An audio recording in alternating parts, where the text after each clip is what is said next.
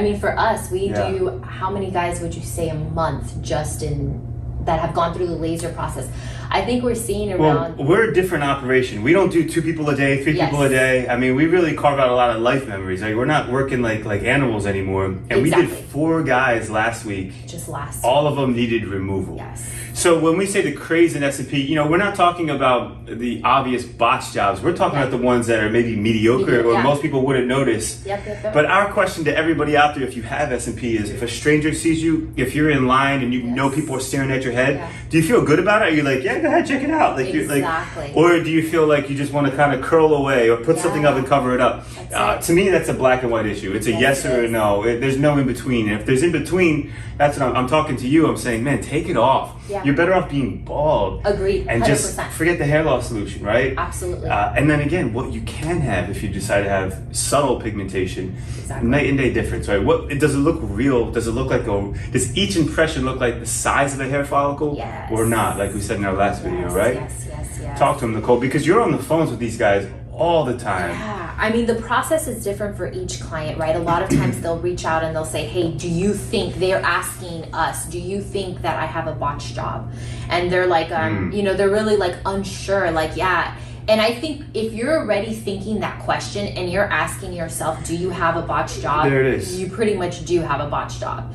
And I think it's at that point if you want to go through the laser process. I know guys that don't consider getting subtle pigmentation or S&P in anticipation that they might need to laser remove it one day. I mean, and it is pretty brutal. It's pretty extreme. I mean, to get a laser removed, but I mean, that's what we're trying to do. We're here on our soapbox trying to prevent people from having to do that. Absolutely. Yeah, we need to set a standard. We need to, and that's why we're having these conversations. Absolutely. So let's just take a look closely so we can tell people why this isn't ideal. So this is 1 session done. Typically they do 2 or 3 sessions. So if you can just visualize more. So what you'll do is they'll put impressions on top of impressions. And if you look at the size of these impressions, you know, what I keep repeating, look at the size of a natural hair follicle, because this gentleman has plenty of hair still. You can see the size of a hair follicle, the circumference, versus the size of these impressions. I'd say you could fit, what, 3 or 4 real hairs inside of each impression? Exactly. Which is, again, it's good.